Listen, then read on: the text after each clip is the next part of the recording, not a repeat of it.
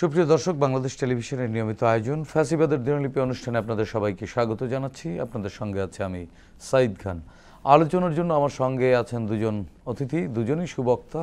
আমার ডান দিকে আছেন কবি চিন্তক রেজাউল করিম রনি, বাম দিকে আছেন একজন অ্যাক্টিভিস্ট, তিনি একজন চিকিৎসক রাকিব আল হাসান।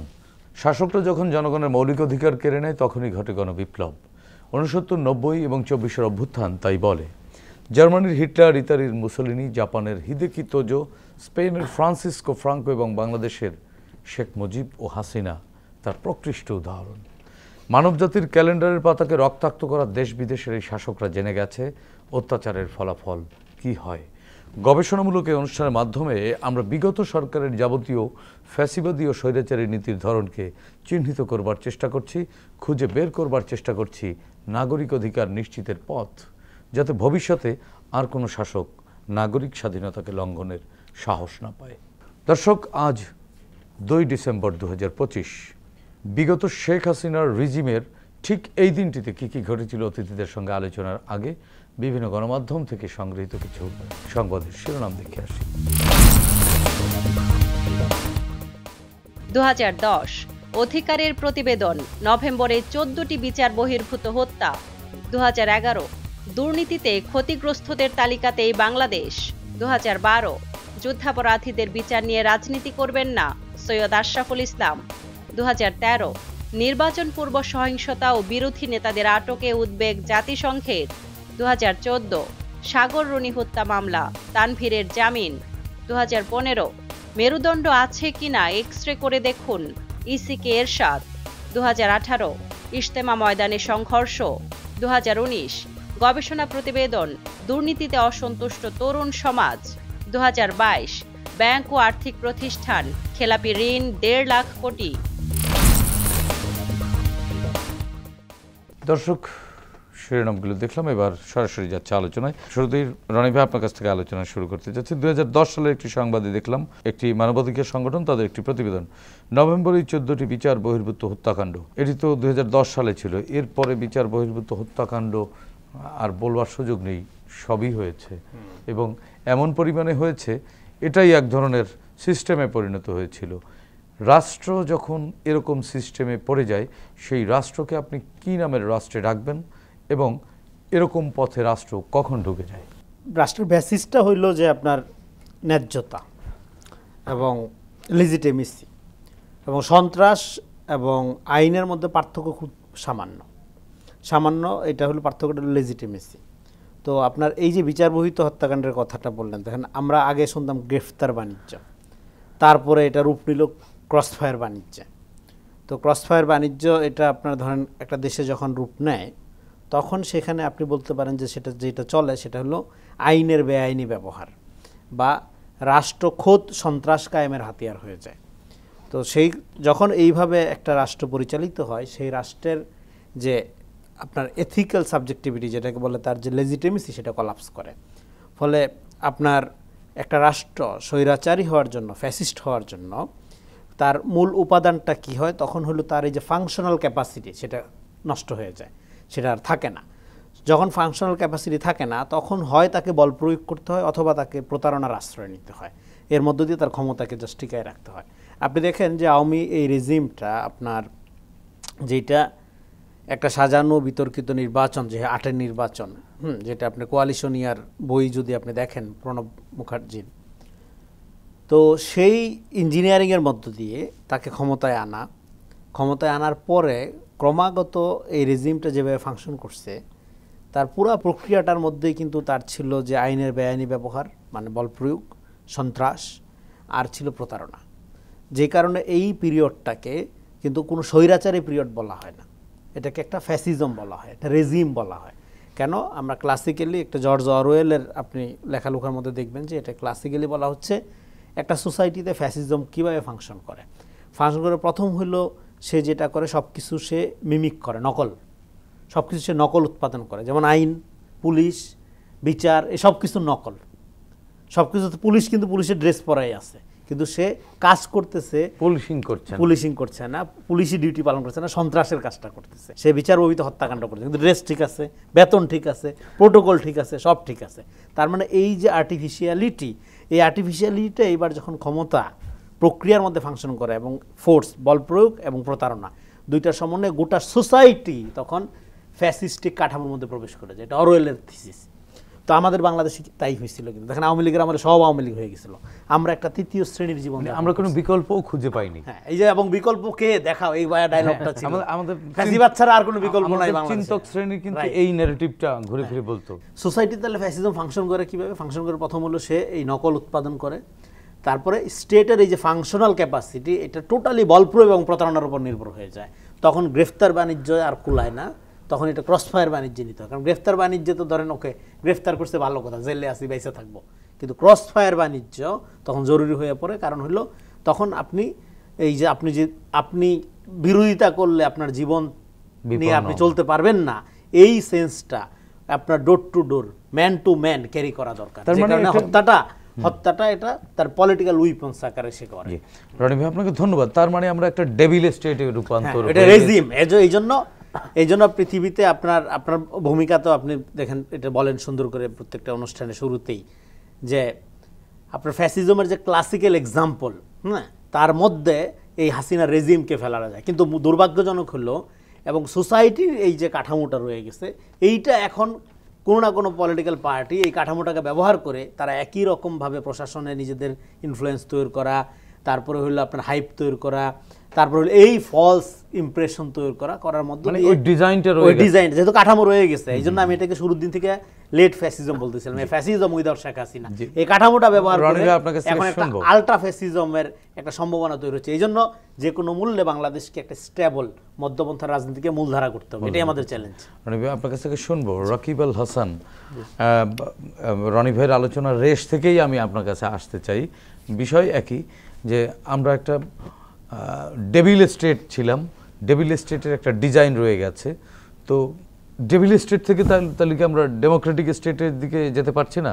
ডিজাইনের মধ্যে যেহেতু রয়ে গেছি, এখন তাহলে এই স্টেট কি ডেভিল থেকে ডিজাইন এরকম? রনি ভাই এটাকে রেজিম আকারে উল্লেখ করেছে, আমরা এটাকে আসলে মাফিয়া তন্ত্র বলতে চাই। ব্যাপারটা হচ্ছে, ধরুন এটা একটা মাফিয়া, একটা অলিগার্কি সোসাইটি তৈরি করেছে। এটা একটা অর্থনৈতিক অলিগার্কি ছিল, একটা পলিটিক্যাল অলিগার্কি ছিল, ব্যুরোক্রেসিক অলিগার্কি ছিল। এখন এই রেজিম সিস্টেমটা যখন আপনার, এটা আমাদের মনস্তাত্ত্বিক জগতে একটা দোলা দেয়, আমাদের সবাইকে আসলে ধরেন এটার সাথে অ্যাডাপশন করে নিয়ে ফেলেছিল। কারণ যারা সাধারণত চিন্তক, যারা লেখক, যে একজন ফ্রি চিন্তার মানুষ, যে একজন ফ্রি ফ্রিডমে বিশ্বাসী, সেও কিন্তু ধরেন কোনো না কোনোভাবে এটার সাথে একটা অ্যাডাপশনের মধ্যে চলে গেছিলো। শুধু তাই না, এই অ্যাডাপশনের মধ্যে একটা বায়োবিও একটা প্রসেস রয়েছে। ধরেন এটাকে আমরা আবেশ প্রক্রিয়া বলি ফিজিক্সের ভাষায়, কিংবা আমরা বায়োলজিক্যালি যদি এটা চিন্তা করি, ধরেন ওই আমরা যেন হার্ড ইমিউনিটি বলি, যখন কোনো একটা মহামারী আসে তখন কিন্তু আমরা 40% বা 50% যখন ভ্যাকসিনেশন করে ফেলি, তখন আমরা ধরে নিই যে 100% ভ্যাকসিনেশন হয়ে গেছে। তখন এই হাসিনার রেজিমটাও কিন্তু আসলে এভাবে আমাদেরকে সবার মনস্তাত্ত্বিক জগতে আসলে এটা দোলা দিয়েছিল।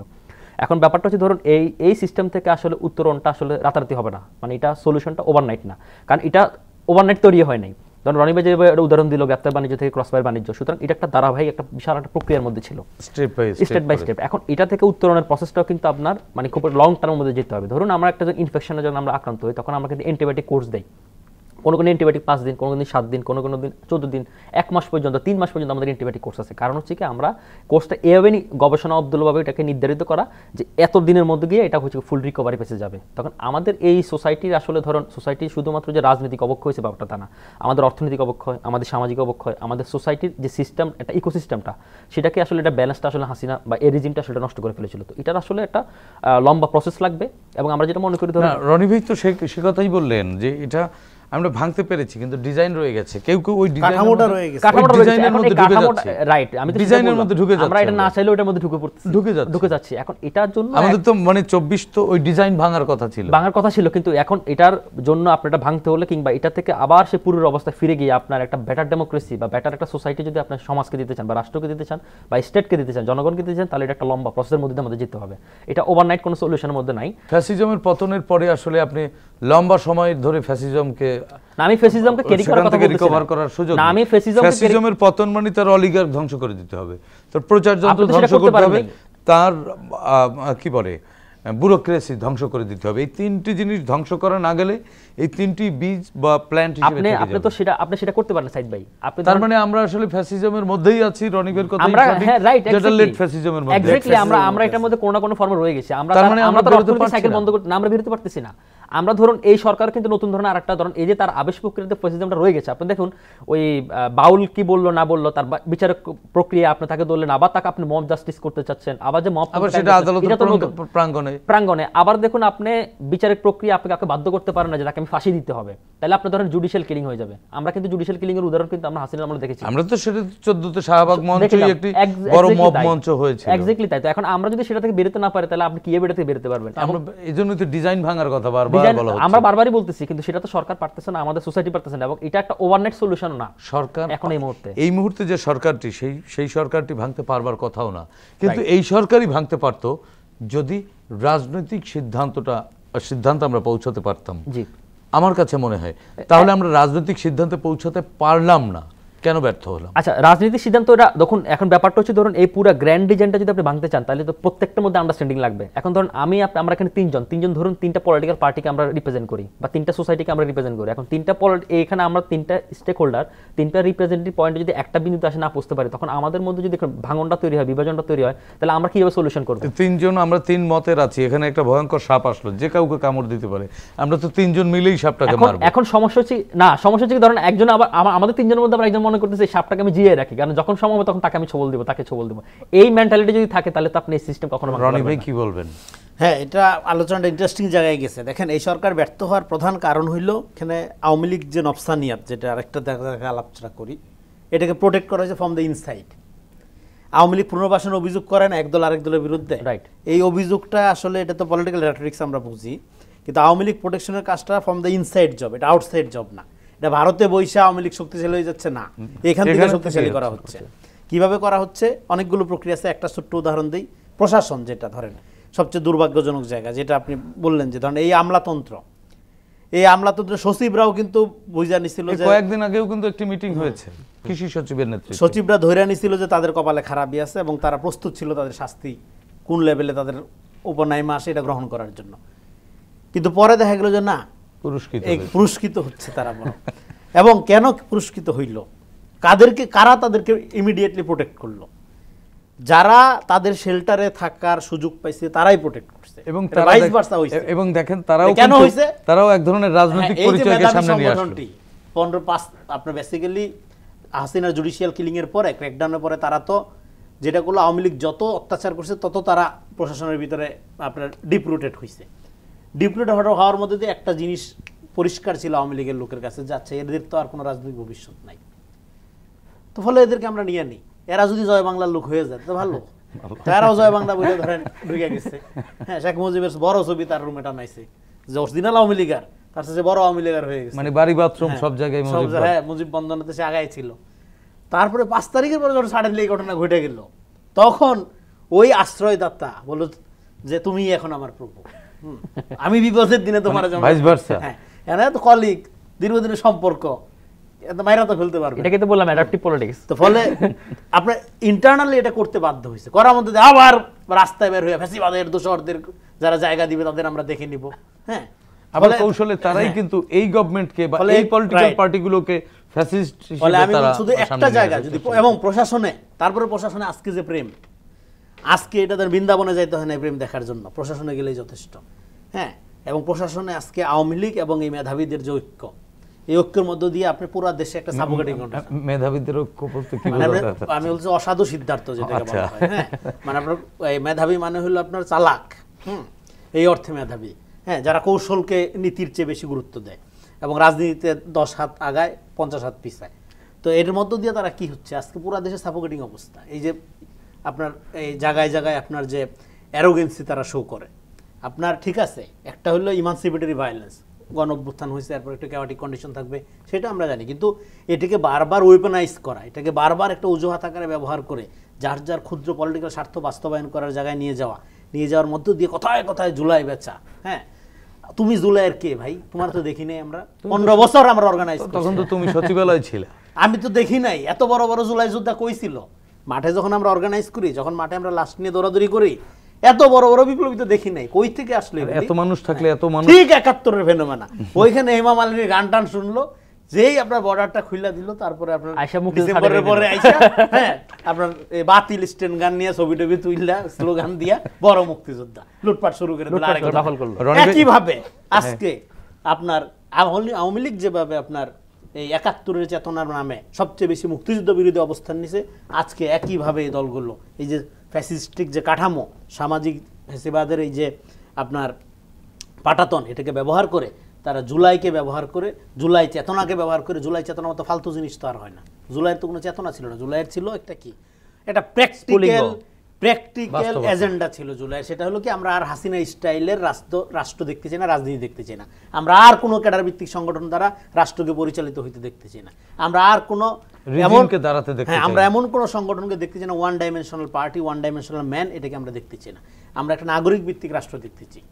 রাষ্ট্রটা যেই ধরেন আপনার দল জিতলো, কিন্তু আমার দল কোনোদিন ক্ষমতা গেল না, রাষ্ট্র আমার প্রতি জনরাষ্ট্র যেন হয়, দল যার যার রাষ্ট্র সবার, এরকম একটা কাঠামো আমরা দেখেছি। এটা 5 তারিখের মেসেজ, এটাই জুলাই। কিন্তু তা না করে আপনি কথায় কথায় চেতনা কই থেকে আসে এত আপনার? হ্যাঁ, তো ফলে এই যে আপনি চেতনার নামে পুরা দেশটাকে একটা বিষাক্ত অবস্থায় নিয়ে গেলেন 15 বছরে, আজকে জুলাই চেতনা একটা গালির নাম হয়ে গেছে, ঠিক 71 চেতনা। এবং এটা কারা করছে? রনি ভাই, আমরা ওই 71-এর মতো আমরা একটু ডাক্তার রাকিবের কাছ থেকে আসতে চাই, যারা এটা অর্গানাইজ করে নাই, যারা ভেতরে ছিল, যার সুযোগ নেওয়ার জন্য। হ্যাঁ, এবং তারা ঝোপ বুঝা কূপ মারবে, সিজন বুঝা ব্যবসা করবে। এখন এই ব্যবসার সিজন, তারা ব্যবসা করতেছে। রনি ভাই, আপনার কাছ থেকে শুনবো।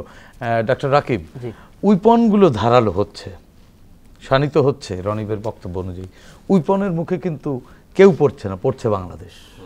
রক্ষা করব কিভাবে এই দেশকে? আচ্ছা, আলটিমেটলি আসলে সাফারারকে একদম যদি আমি নিম্ন স্তর থেকে ধরে শুরু করি, তাহলে আলটিমেটলি জনগণ, দেশ, রাষ্ট্র, সার্বভৌমত্ব, তাই না? এখন ধরুন আপনার জনি একটা সুন্দর কথা বলছে, জুলাই নিয়ে আবার ব্যবসা শুরু হয়েছে। এখন থেকে মুক্তিযুদ্ধ নিয়ে আমাদের মুক্তিযুদ্ধ লাস্ট পর্যন্ত একটা গালি পরিণত হয়েছে, এটা একটা অবিকৃতপন্ন হয়ে গেছে। দুর্ভাগ্যজনকভাবে মুক্তিযুদ্ধের মতো একটা গৌরবময় অধ্যায়কে আমরা গালি হিসেবে পরিণত করলাম। এখন দেখুন আপনি জুলাই যদি আপনি বাস্তবতা আজকে 1.5 বছরের মাথায় যদি চিন্তা করেন, আপনি ঢাকার বাইরে কোনো জুলাই আছে? আপনি যে মানুষটা খাইতে পারেন না, যে মানুষের দিনে আনে দিন খায়, তার কাছে জুলাই বলে কোনো অস্তিত্ব আছে? অথচ সে কিন্তু এটার মধ্যে পার্টিসিপেট ছিল, সে কিন্তু one of the stakeholder. ওই গ্রামের ওই মানুষটার কাছে জুলাই মানে বাজারের ব্যাগ। এখন ব্যাপারটা হচ্ছে ধরুন আপনার দিন শেষে এই বাস্তবতা আপনাকে মেনে নিতে হবে। এখন সেই বাস্তবতা যদি আমাদের এই যারা এগুলো নাকি ব্যবসা করতেছে, ওই রনিবের বাসা সুন্দর কথা বলতেছে, সিজন আসতে সিজনে ব্যবসা করতেছে, আমের সিজনে আমের, তরমুজের সিজনে তরমুজের ব্যবসা। এখন এই সিজন ভিত্তিক কিন্তু রাষ্ট্র চলে না, রাষ্ট্র কিন্তু একটা সিজন ভিত্তিক পলিটিক্স চলছে। তাহলে এটা করতেছে তো সিজন ভিত্তিক শুধু পলিটিক্স না, এটাকে ব্যবসা করতেছে এবং এটাকে পুঁজি করে একটা অংশ পরাক্রমশালী হচ্ছে, একটা অংশ তার এজেন্ডা বাস্তবায়ন করতেছে, একটা অংশ আবার ক্যাডার ভিত্তিক সংগঠন তৈরি করতেছে, নতুন নতুন এজেন্ডা এবং ন্যারেটিভ তৈরি করতেছে, এবং যেটা আলটিমেটলি আসলে আমাদের রাষ্ট্রের সার্বভৌমত্বের জন্য হুমকি, রাষ্ট্রের একটা পলিটিক স্টেক হোল্ডারের জন্য হুমকি এবং এস্টাবলিশমেন্টের জন্য হুমকি। ধরুন আমরা 5ই আগস্ট আমাদের পুরনো পথাটাকে আমরা ভেঙে দিচ্ছি। এই ধরনের নতুন কিছু দল বলে যা নতুন বন্দোবস্তের কথা বলে, নতুন বন্দোবস্ত বলতে আসলে কি, তাদের কিন্তু সেই ইডিওলজিক্যাল টার্মটাই আমরা জানি। মানে বন্দোবস্তটা কি আসলে? বন্দোবস্ত এটার কাইড এক্সরে এমন, এটা মনে হচ্ছে যেটা লাটকা খিচুড়ি, হ্যাঁ বাইরা দিলাম আর হাসের মতো কেটকেট করে খায় ফেললাম। এটা তো আসলে ব্যাপারটা আসলে তা না, ব্যাপারটা আসলে ইনহেরিটেন্স আপনাকে অ্যাডাপ্ট করতে হবে। এখন সেই অ্যাডাপশনের জায়গাটা যারা দায়িত্ব নিচ্ছে, তারা কিন্তু এটাকে ব্যবসা করতেছে। ধরুন আমরা হয়তো কাউকে প্রতিনিধিত্ব করি না, আমরা একটা ইন্ডিভিজুয়াল ফিগার, কথার কথা, তাই না? এখন আমরা ধরুন এই প্রতিনিধির কাছ থেকে যখন আমরা আবেশিত হবো, সেই আবেশিত প্রকৃতিটা তো আমাদের রাখেন না আপনারা, এবং এই জায়গায় এসে যখন আমাদের নতুন আরেকটা হুমকির মধ্যে আপনারা ফেলে দিচ্ছেন সামনে। এখন আমাদের নতুন প্রশ্ন থাকতেছে যে ইলেকশন হবে কিনা। যখন ইলেকশন ফেব্রুয়ারিতে হচ্ছে, সবাই জানে এটা, সবাই ঘোষণা বলতে শুধু তফসিল ঘোষণাটা বাকি, কিন্তু এই ইলেকশনটা ফেব্রুয়ারিতে হবে কিনা মানুষ এটা বিশ্বাস করতে চায় না। কারণ বিশ্বাস করতে চায় না কেন? কারণ আপনি আবার এই ইলেকশনে সবগুলো দল অংশ নেবে কিনা, আবার আপনি ইলেকশন তফসিলের পর আপনি বয়কট করলেন কিনা, আবার ইলেকশন ফর্মুলাটা মেনে নেবেন কিনা, আবার জোট নানান ধরনের ইকুয়েশন তৈরি হচ্ছে। এখন এগুলো তৈরি হচ্ছে কেন? ধরুন আপনি যদি আপনার মেজক, আপনার স্বার্থটা যদি আপনি ত্যাগ না করতে পারেন, ধরুন এখানে কম্প্রোমাইজের রাজনীতি আপনি করতে হবে। ধরুন এখন আপনার ফেসিবাদ নাই, কার সাথে করবেন? বাংলাদেশের সাথে কম্প্রোমাইজ করতে হবে না। এখন ব্যাপারটা হচ্ছে ধরুন আপনার এখানকার যারা দায়িত্বে আছে, এই সরকার বলেন, এই রাষ্ট্র বলেন, এই পলিটিক্যাল স্টেক হোল্ডারগুলো যারা বলেন, বা যারা ইন্টারিম গভর্নমেন্ট, বা যারা এই নতুন নতুন শক্তি আবির্ভাব হয়েছে, তারা যদি নিজেদের মধ্যে কম্প্রোমাইজ না করেন, তাহলে আমরা কোন পথে যাব? মানে এই সলিউশনটা কোথায়? আপনার কোশ্চেন মার্কটা তো ওখানে রয়ে গেল। কারণ আপনার প্রত্যেকটা প্রশ্নেরই কিন্তু কোশ্চেন মার্ক রয়ে গেছে, কিন্তু প্রত্যেকটা কোশ্চেন মার্কের আলটিমেট থিওরিটিক্যাল সলিউশন আমরা দিচ্ছি, কিন্তু প্র্যাকটিক্যাল কোনো সলিউশন তার মানে কি আমরা বিপথে যাচ্ছি? না, বিপদে যাচ্ছে আমি সেই কথা বলতেছি না, কিন্তু আপনার যদি আপনার লাস্ট মোমেন্টে যদি আপনি আন্ডারস্ট্যান্ডিং এ না আসতে পারেন, একটা জায়গায় তো আপনাকে থামতে হবে। সেই জায়গাটা কোনটা, যে জায়গায় থামা দরকার ছিল? না, সেই জায়গাটা থামা উচিত। ধরুন আমাদের একটা অ্যাকোমোডেশন দরকার ছিল, পলিটিক্যাল একটা অ্যাকোমোডেশন দরকার ছিল, আমাদের ক্ষুদ্র স্বার্থ ত্যাগ করে আমাদের বৃহৎ স্বার্থ এবং বাংলাদেশ। না রাকিব, আমি আজকে একটু পরিষ্কার হতে চাই, জি, আপনি ক্ষুদ্র পরিষ্কার স্বার্থ হতে চান। কোনটুকু, বৃহৎ স্বার্থ কোনটুকু? না, আমি একেবারে ভেঙে ক্ষুদ্র বলেন। স্বার্থ হচ্ছে কি, ধরুন আপনার পলিটিক্যাল এজেন্ডা, আপনার ব্যক্তিগত এজেন্ডা, এটা হচ্ছে প্রত্যেকটা পলিটিক্যাল এজেন্ডা হচ্ছে ক্ষুদ্র স্বার্থ। আপনার বাংলাদেশ মানে আমি থেকে আমরা হতে হবে, রাইট। এবং আমাদের বাংলাদেশ রাষ্ট্রটাকে আপনি কোন জায়গায় দেখতে চান? আমাদের বাংলাদেশ রাষ্ট্রের যে ভিতগুলো ছিল, যেগুলোকে হাসিনা ফ্যাসিজম দ্বারা ভেঙে দিয়েছিল, আমাদের কোনো এই স্বাধীনতা 54 বছর ইতিহাসে আমাদের দুর্ভাগ্যজনক এখন বলতে হয় যে আমাদের কোনো প্রতিষ্ঠান দাঁড়ায় নাই। কেন দাঁড়ায় নাই? ধরুন আপনি যদি আজকে দুদক দাঁড়াইতো, আজকে যদি আপনার স্বাধীন নির্বাচন ব্যবস্থা দাঁড়াইতো, স্বাধীন বিচার ব্যবস্থা দাঁড়াইতো, তাহলে তো বাংলাদেশ রাষ্ট্রের অবস্থা হয় না। 24 আসে না, 24 আসে না। তাহলে আপনার এই নতুন বন্দোবস্তের জায়গায় যদি আপনি এই প্রতিষ্ঠানগুলোকে না দাঁড় করাতে পারেন, নতুন বন্দোবস্ত বলতে আসলে সুশাসন, শুধু শোষণ না, আমি 4টা জিনিস বলতে আমি নতুন বন্দোবস্ত বুঝি। আমার কাছে আমার নিজের পার্সোনাল আন্ডারস্ট্যান্ডিং এর জন্য 4টা জিনিস। একটা হচ্ছে কি আপনার স্বাধীন বিচার ব্যবস্থা, একটা হচ্ছে কি স্বাধীন পুলিশ ব্যবস্থা, স্বাধীন তত্ত্বাবধায়ক সরকার নির্বাচন করার ব্যবস্থা, এবং হচ্ছে কি আপনার পুলিশ যেন এই স্বাধীন মানুষ যাতে হয়রানির ব্যবস্থা না থাকে। এই 4টা জিনিস যদি আপনি এস্টাবলিশ করতে পারেন, তাহলে আপনার পলিটিক্যাল অ্যাটমসফিয়ার এবং অ্যাডমিনিস্ট্রেশন যেন আপনি স্বাধীন দুদক করলে তো অ্যাডমিনিস্ট্রেশন ঠান্ডা হয়ে যায় অটোমেটিক, আপনার পলিটিক্যাল পার্টিগুলো ঠান্ডা হয়ে যায়। আপনার এখানে একটা কোশ্চেন তার মানে করেন না, আমি চাইলে উত্তর দিতে পারি আগেই আপনাকে। গত 14 মাসে আমরা একটাও পারিনি। না পারিনি তো, পারিলে তো তখন আমাদের এই রাষ্ট্র এখনো তো এই অবস্থায় ভালনারেবল পজিশনে যায় না। আমাদের কেন আজকে এই ঐক্যমত, মানে আমাদের জুলাই পক্ষে যে শক্তিগুলো ফেসিবাদ বিরোধী ঐক্যের মধ্যে, এখনো কেন আমাদের মধ্যে একজন আরেকজনকে ট্যাগিং করতে হচ্ছে? তার মানে কি ফেব্রুয়ারিতে সমাধান হচ্ছে, আপনি খুঁজে পাচ্ছেন না? আমি এটা নিয়ে খুব ডাউট রয়েছে, এখন পর্যন্ত আমি ডাউট রয়েছে। আচ্ছা দেখেন, এখানে যে আলাপটা আসলো আমি একটু এখান থেকে শুরু করি, এখান থেকে তো প্রশ্ন করতেন আপনি। সেটা হলো যে একটা হলো দলীয় স্বার্থের রাজনীতি, আর একটা হলো জাতীয় স্বার্থের রাজনীতি।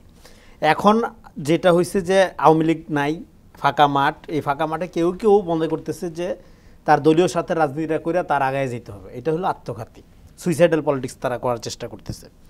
জাতীয় স্বার্থের রাজনীতি করার জন্য আগে তাকে জাতীয় রাজনৈতিক আপনার দায়িত্ব পালন করার মতো সাংগঠনিক মানসিকতা বা রাজনৈতিক মতাদর্শ এবং বিবেক দুটো থাকতে হবে। কিন্তু আপনি যেমন ধরেন একটা দল বারবার বলতেছে যে, ধরেন সাপোজ উদাহরণ হিসেবে বিএনপি জুলাই বিরোধী, জুলাই সনদে তারা মোটর অফ ডিসেন্ট দিছে। ধরেন এই যে ইসলামী দলগুলোর যে একটা আলাদা জোট হচ্ছে 8টা দল মিলে, হ্যাঁ, সেখানে খেলাফত মজলিস আছে, ইভেন জামাত ইসলামের গঠনতন্ত্র কিন্তু বলা আছে শুরুর দিকে 6 নম্বর ধারায় যে শরিয়া বিরোধী কোনো কার্যক্রমে তারা অংশগ্রহণ করবে না সংগঠন। তাহলে শরিয়া কায়েমের একটা ব্যাপার আছে। আপনি যদি শরিয়াই কায়েম করেন, ধরলাম ভোটের মাধ্যমে আপনি শরিয়া কায়েম করবেন, হ্যাঁ, তো জুলাই সনদ নিয়ে আপনি এত কথা বলেন কেন? জুলাই সনদের দরকার কি আপনার? শরিয়া তো নাই, এটা তো শরিয়া কায়েম করবেন আপনি, জুলাই সনদ দিয়ে আপনি পলিটিক্স করতেছেন কেন? তাইলে এটা প্রতারণা না? বিএনপি খুব খারাপ, নোট অফ ডিসেন্ট দিচ্ছে, ভালো কথা, আপনি একটা ভালো সৎ লোক, হ্যাঁ, রাজনীতি করেন, তো জুলাই সনদ দিয়ে আপনার দরকার কি? আপনি তো করবেন শরিয়া। জুলাই সনদের আলোকে সংস্কার হইলে এটা তো একটা পশ্চিমা ধারার গণতান্ত্রিক রাষ্ট্র হবে, এটা সাথে শরিয়া সম্পর্ক কি?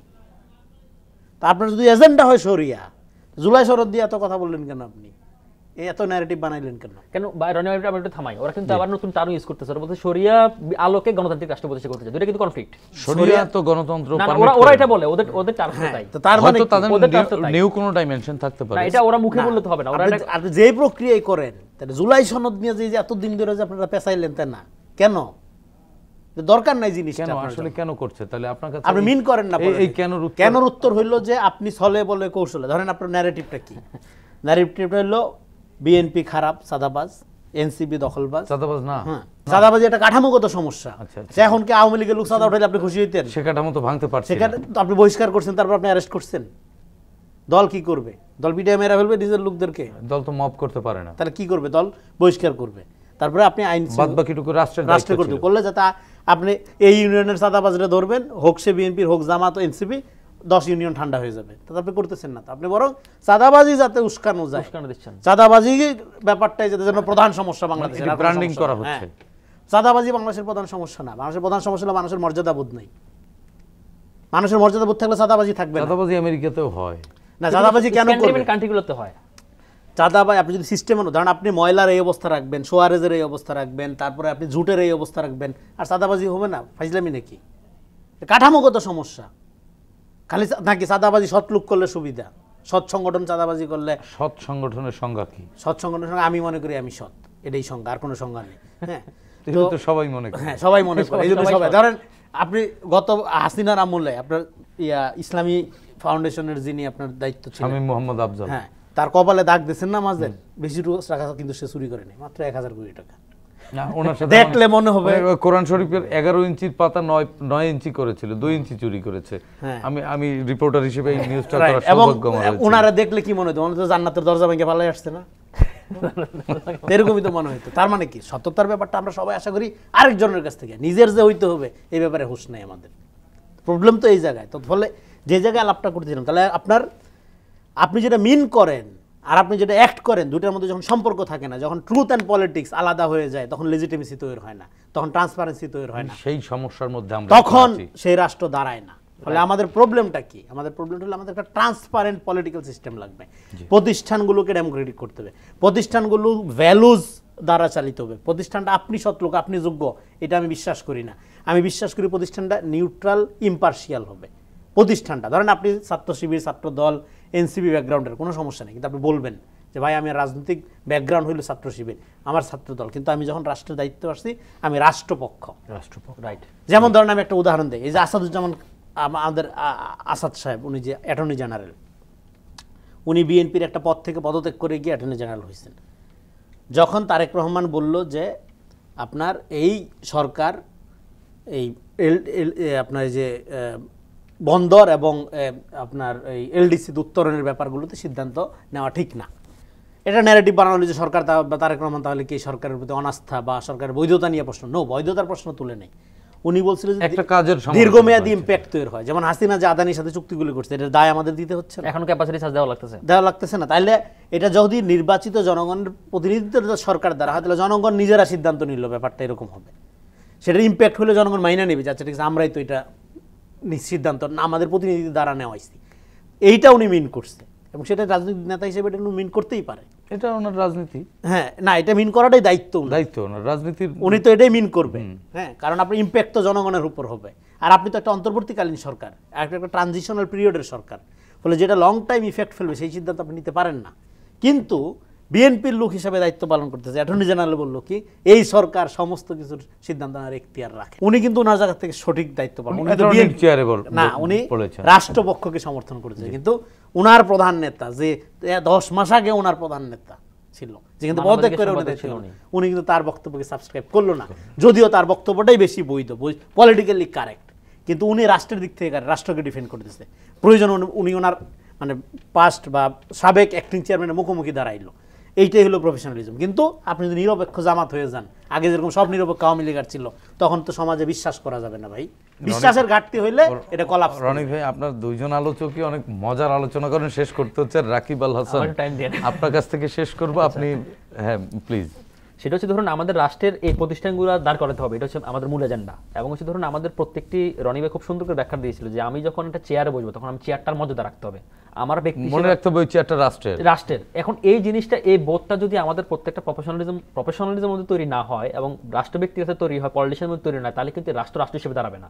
ধরুন আবার কিন্তু আমাদের একটা বঙ্গুর ফ্রেজাইল কান্ট্রি বলে এগুলোকে, তাই না? এখন আবার ধরুন ফ্রেজাইল স্টেটের মধ্যে আমরা পরিণত হবে। এখন এই জায়গা থেকে যদি আমরা প্রত্যেকে যদি আন্ডারস্ট্যান্ডিং লেভেল ঠিক না থেকে যদি আমরা এগুলোর মধ্যে না পৌঁছতে পারি, তাহলে এই রাষ্ট্রের ভবিষ্যৎ নিয়ে আসলে খুব শঙ্কার মধ্যে আছে। আমি আবার সেই আপনার আগের 2 অনুষ্ঠানে সেই একই উদাহরণ দিলাম, আবার সেই পুরনো উদাহরণ আবার দিতে চাই। ধরুন পোস্ট আপরাইজিং কান্ট্রি, প্রত্যেকটি দেশে কিন্তু আপস অ্যান্ড ডাউনের মধ্যে যেতে হয়, মানে কোনো না কিন্তু পার্মানেন্টলি কোনো সলিউশন স্টেপের মধ্যে যায় না। এবার তিউনিসিয়া আপনি দেখেন 14 সালে ওরা নতুন সংবিধান করে, 15 সালে নোবেল পুরস্কার পায়, ন্যাশনাল ডায়ালগ কোয়ার্টার যেটা বলে ওরকা, 21 সালে আসে আবার তার মানে কায়েস সাইদ আসে আবার এটা বাতিল করে দিল। সুতরাং আমাদের একটা বিশাল একটা স্যাক্রিফাইসের পরে কিন্তু একটা রাষ্ট্র একটা জায়গায় এসে পৌঁছায়। এখন সেই জায়গা থেকে যদি আপনি আবার নতুন করে আন্ডারস্ট্যান্ডিং লেভেল থেকে আপনার প্রিমেচিউরিটি দেখান এবং আপনার মেচিউর আচরণ প্রদর্শন না করেন পলিটিক্যাল পার্টিগুলো বিশেষ করে, কারণ এই রাষ্ট্রে কিন্তু পলিটিক্যাল পার্টি দ্বারা বেশিরভাগ মূল স্টেকহোল্ডার কিন্তু তারাই, জনগণের মূল স্টেক পলিটিক্সই। এখন সেই জায়গা থেকে যদি আপনি এই জায়গাতে না আসেন, তাহলে ধরুন আমাদের একটা জার্নির পরবর্তী কিন্তু আমরা আরো ক্ষতিগ্রস্ত হবো, কারণ আমরা সেটাকে অ্যাফোর্ড করতে পারবো কিনা সেটা বড় কথা। এখন ধরুন আমরা চাইলে কিন্তু অনেক কিছু করতে পারি, ফ্যান্টাসির জগৎ থেকে অনেক কিছু করা যায়, কিন্তু রাষ্ট্রকে রাষ্ট্র হিসেবে বুঝতে হবে, মানে একটা স্টেটকে স্টেট ফাংশন হিসেবে বুঝতে হবে। এখন এই জায়গাটা যদি আপনার বোঝার ঘাটতি থাকে, আন্ডারস্ট্যান্ডিং ঘাটতি থাকে, এবং রনি খুব সুন্দর কথা বলছে যে ধরুন আপনার জিনিসটা বুঝতেছেন এক কথা কিন্তু অ্যাক্ট করতেছেন আর কথা, এই দ্বিচারিতা যদি আপনারা না রাখেন রাষ্ট্রের হিসেবে, রাষ্ট্রের পলিসি ক্ষেত্রে, তাহলে কিন্তু ধরুন আমরা রাষ্ট্র হিসেবে অনেক পিছিয়ে যাবো। সবার আগে আমাদের রাষ্ট্রকেই প্রাধান্য দিতে হবে। ডেফিনেটলি, কারণ সবার আগে বাংলাদেশ, এই কারণে আমরা বলি। ধন্যবাদ ডক্টর রাকিব আপনাকে, ধন্যবাদ রনি ভাই আপনাকেও। প্রিয় দর্শক, 24-এর ছাত্র জনতার যে গণ অভ্যুত্থান তা পৃথিবীর ইতিহাসে নতুন এক পরিচিত করেছে বাংলাদেশকে। জনগণ আসলে শাসকের শোষণ নয়, তারা চায় স্বচ্ছতা ও জবাবদিহিতামূলক রাষ্ট্র ব্যবস্থা, যার মাধ্যমে তাদের অধিকার নিশ্চিত হয়, প্রজা থেকে হয়ে উঠবেন নাগরিক। আসুন নতুন এই বাংলাদেশকে আমরা নাগরিক বান্ধব হিসেবে গড়ে তুলি, সাধ্যমতো ভূমিকা রাখি দেশ ও জাতি গঠনে। প্রিয় দর্শক, দেখা হবে আগামী পর্বে নতুন অতিথিদের সঙ্গে। ততক্ষণ পর্যন্ত ভালো থাকুন, সুস্থ থাকুন, বাংলাদেশ টেলিভিশনের সঙ্গেই থাকুন। খোদা হাফেজ।